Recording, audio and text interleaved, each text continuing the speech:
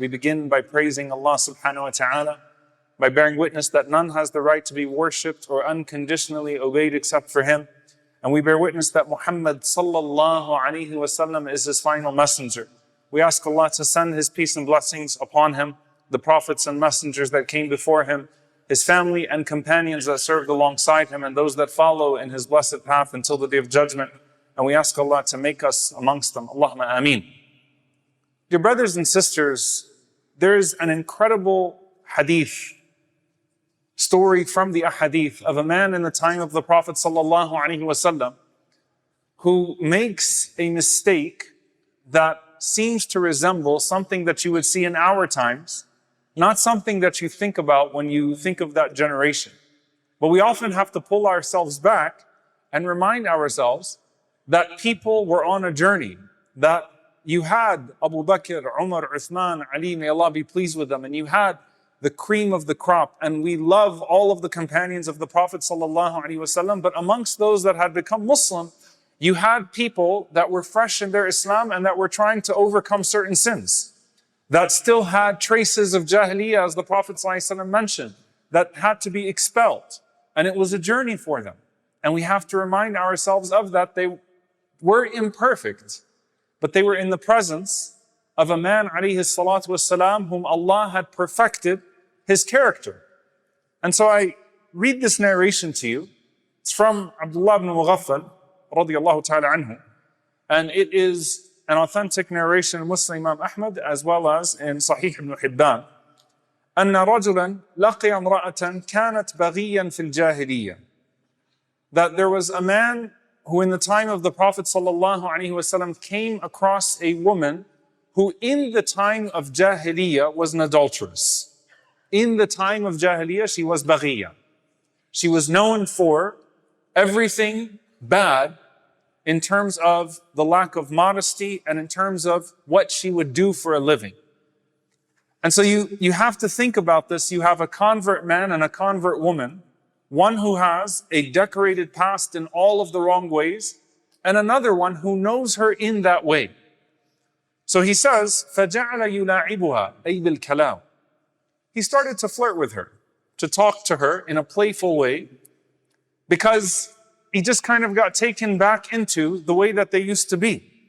حَتَّى بَسَطَ يَدَهُ إِلَيْهَا, until he extended his hand towards her to touch her. At that point, قالت مَهْ. She said, get off of me. Get away. مَهْ. And listen to what she says. فَإِنَّ اللَّهَ عَزَّ وَجَلْ قَدْ ذَهَبَ بِالشِّرْكِ وَجَاءَنَا بِالْإِسْلَامِ. This woman who was known for prostitution before Islam says, oh, what are you doing? Allah did away with Jahiliyyah with us. He did away with the days of ignorance and He brought us Islam. SubhanAllah, we often go to the second part of the hadith, by the way, and we talk about what happens with the man. What an amazing transformation of this woman. Look at the instinctive fitrah, the reflex, and of the proofs of Islam is the genuine transformation of a generation. The genuine transformation of a generation that was unprecedented and unmatched. And then the transformation that follows of people that follow in their path in the future. So you can imagine the shock of this man. Like, this is an old way of life. We've changed since Islam came. Allah did away with shirk and all of its practices, and Allah brought us Islam. Get away. So he was shocked. Young man. So he turned away. فَوَلَّ الرَّجُلُ فَأَصَابَ وَجْهَهُ الْحَائِطِ فَشَجَّهُ. So he turned away from her, and just try to picture this. A little shocked, disoriented, like what just happened, and also ashamed. Like he's also a Muslim. He's a recent convert too, so he's ashamed. So he turned around and he ran right into a wall, and the wall cut his head. And the blood started to flow from his face. Now, there are several things he can do here. One of them, he could hide his face in shame, clean the blood off, and go home and say, I hope no one saw that. What a lowly position to be in. Like, we're living amongst the Prophet ﷺ and the Sahaba. This woman just shamed me. This woman with this terrible past just shamed me. And now here I am. What a lowly human being I am. But what did he do? Ata Nabiya sallallahu alayhi wasallam. He went to the Prophet sallallahu alayhi wasallam while the blood is still on his face. قال يا رسول الله هلكت. O Messenger of Allah, I'm ruined. Prophet ﷺ said, وَمَا أَهْلَكَكَ? What ruined you? So he told the Prophet ﷺ the whole story. SubhanAllah, what the Messenger of Allah ﷺ says to a person in those moments is so crucial. He's so vulnerable. The Prophet ﷺ could say to him, indeed, shame on you. Shame on you. That woman understood deen. You don't understand anything. How dare you? How disgusting. Get out of my face. Go home. Wash your face. Aib alayk. Right? How shameful of you to act in this way. Look at what the Prophet ﷺ says, and you'll understand why he's rahmatun lil alameen, and why the one who sent him is Ar-Rahman, the most merciful, sent a mercy to the world. He said, sallallahu alayhi wa sallam, Anta abdun arada Allahu bika khayra. You are a servant of Allah that Allah wanted good for. What? Allah wanted good for me? I just went and I disgraced myself by trying to touch this woman, and this woman with a shameful past shamed me in the present and said, this isn't who we are anymore. Allah brought Islam, and you are the one through whom Allah brought Islam. Allah wants good for me? The Prophet ﷺ said, إِذَا أَرَادَ اللَّهُ عَزَّ وَجَلَّ بِعَبْدٍ خَيْرًا عَجَّلَ لَهُ عُقُوبَةَ ذَنْبِهِ. When Allah wants good for a servant, He hastens the punishment for his sin in this world. He lets him taste the consequence of his sin in this world. The opposite side of that, وَإِذَا أَرَادَ بِعَبْدٍ شَرًّا أَمْسَكَ عَلَيْهِ بِذَنْبِهِ حَتَّى يُوَافِي بِهِ يَوْمَ الْقِيَامَةِ كَأَنَّهُ عِيلٌ. But if Allah wants bad for a person, meaning a person is insisting and doesn't have a good disposition and is trying to move away from Allah subhanahu wa ta'ala, Allah Azza wa Jal will delay the consequence of that sin until Allah subhanahu wa ta'ala raises him up on the day of judgment, and he's like a wild beast running around, intoxicated, lost. What do? I'm in trouble. I want to unpack this hadith bi'idhnillahi ta'ala in the multiple lessons. Again, the woman herself, a woman who had that sinful past, Allah Azza wa Jal guided her, and look, this woman with a sinful past appears like a shaykha in this narration. Noble, like a sage. How long is that period? How long was she Muslim? A few weeks, a few months, maximum a year or two? And look how Allah Azza wa Jal transformed her to be able to do that. And she understands the rahmah of Allah subhanahu wa ta'ala very well, because can you imagine how shaitan was attacking that woman and saying, oh, you think you're going to make yourself a religious person around the Prophet ﷺ now? I know who you are. You know who you are. She didn't let that paralyze her. She didn't descend back into her old habits once the circumstances that reminded her of those old days came back. And that's one of the ways we fall back into sin, the first test. The circumstances arise once again, and suddenly you forget all the progress that you made and you get pulled right back into that behavior. So this is the first thing, the woman herself. And subhanAllah, we know of another more popular hadith where Allah Azza wa Jal sent a dog to a woman just like that woman in her old days, a woman that was baghiyya, a woman that was known for her sinfulness. Allah sent a thirsty dog to her so that her heart could be moved, so that she could give water to that dog, so that Allah could forgive her, so that Allah Azza wa Jal could reward her. That's Ar-Rahman. Allah sees this woman sinning, going away. Allah Azza wa Jal sends the dog, puts the dog in her place. Allah turns her heart towards the dog. Allah Azza wa Jal activates her senses to go get water for the dog, and then Allah forgives and Allah rewards. But here's what I want you to understand, and pay very close attention to this lesson. The same Ar-Rahman who sent the thirsty dog so that the woman could give that dog water, so that Allah could forgive her, is the same Rahman that sent the wall to smack that man in the face, so that the blood would flow from his face and he would wake up, so that Allah Azza wa Jal will forgive him, so that he will wake up, so Allah will reward him. It's all in the same spirit. Sometimes it comes in the form of an act of charity and your heart moves. Sometimes it comes in the form of an instant consequence that you hate. But both times it comes from the same Rabb who is giving you a way back to Him to forgive you and to reward you.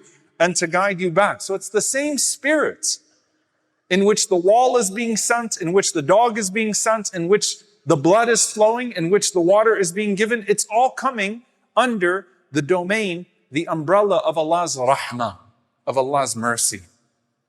Sometimes Allah punishes you out of mercy. Sometimes Allah allows you to taste the consequence of your sin out of mercy. Sometimes Allah allows you to be ashamed and embarrassed here so that you will not be ashamed and embarrassed on the day of judgment. This could all be from His mercy, subhanahu wa ta'ala. And as the scholars break down the hadith, subhanAllah, the wall is a reminder. The blood is a purification. The wall was a reminder. The blood is a purification, because when the believer is struck with anything in this world, even a fever, if they are patient, ثُمَّ احْتَسَبَ, if they seek the reward, then it is a form of kafarat dhunub. It's a form of removing a sin and a form of elevating the rank of that person. And look at the young man himself. He got the lesson. Sometimes Allah Azza wa Jalla doesn't send you one wall. Sometimes you run into 4 walls and you still don't run back to Him. And at some point, the walls will stop hitting you. At some point, you're not going to taste the consequences of your sin here, and perhaps that is a terrifying warning that you will have to taste the consequences of your sin in the hereafter. Look at this young man. You are a man, and certainly the Prophet ﷺ knows who he's talking to. أَرَادَ اللَّهُ بِكَ خَيْرًا. Allah wants good for you. The Prophet ﷺ knows who he's talking to. This is like the person who Allah Azza wa Jalla says, إِنَّ الَّذِينَ اتَّقَوْا إِذَا مَسَّهُمْ طَائِفٌ مِّنَ الشَّيْطَانِ تَذَكَّرُوا فَإِذَا هُمْ مُبْصِرُونَ. That verily those who are pious, when shaitan strikes them with a whisper, with a pull, a moment, it only takes a moment to commit one of these sins. This is a good young man, radiyallahu ta'ala anhu. This is a good young man. But he got caught in the moment. And that can happen to even good people. But what happens after is what defines his goodness, not what happens in the moment. تَذَكَّرُوا, they remember, فَإِذَا هُمْ مُبْصِرُونَ. وَالَّذِينَ إِذَا فَعَلُوا فَاحِشَةً أَوْ ظَلَمُوا أَنفُسَهُمْ ذَكَرُوا اللَّهَ فَاسْتَغْفَرُوا لِذُنُوبِهِمْ.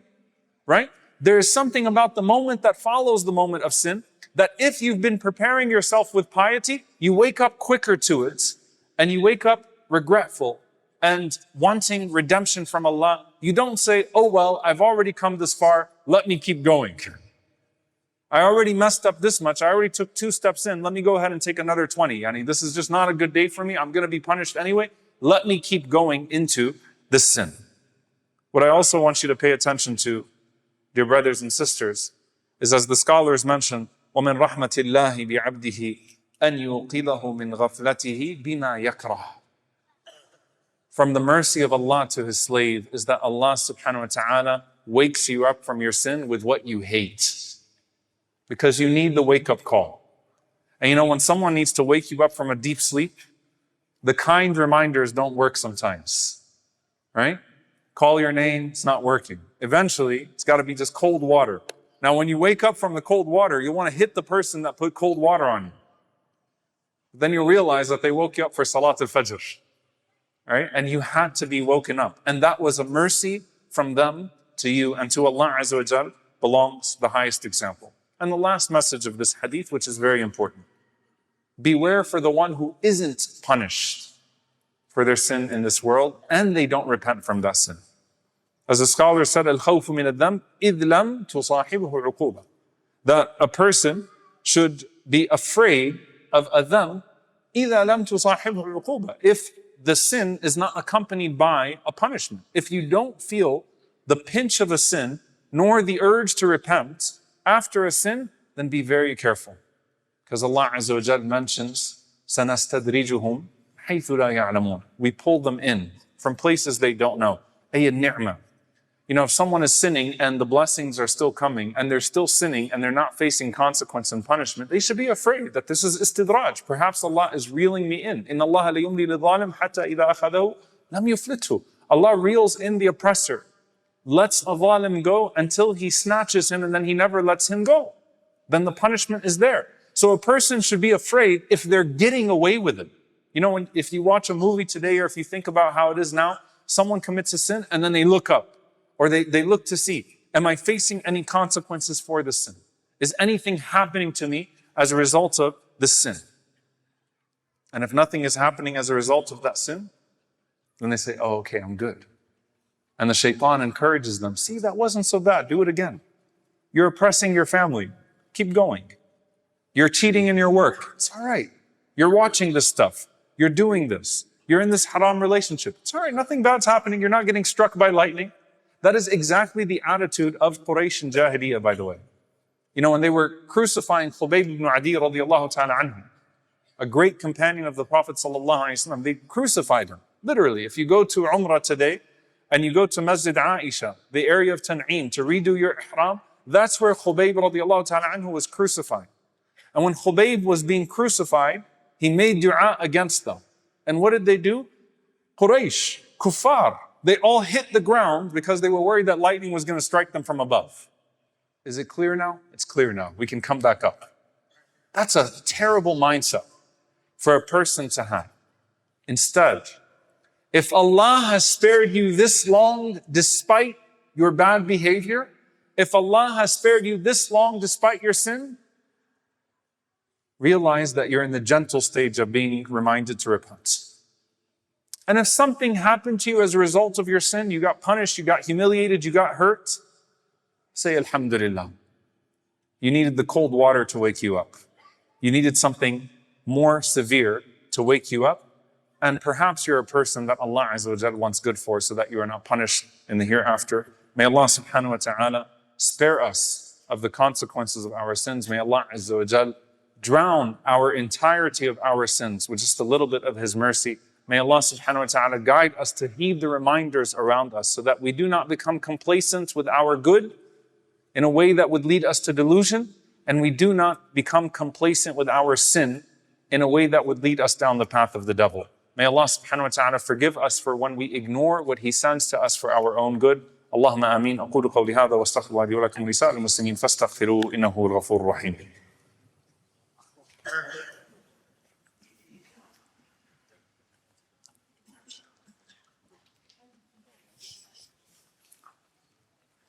الحمد لله الصلاة والسلام على رسول الله وعلى آله وصحبه ومن والاه. اللهم اغفر للمؤمنين والمؤمنات والمسلمين والمسلمات الأحياء منهم والأموات إنك سميع قريب مجيب الدعوات.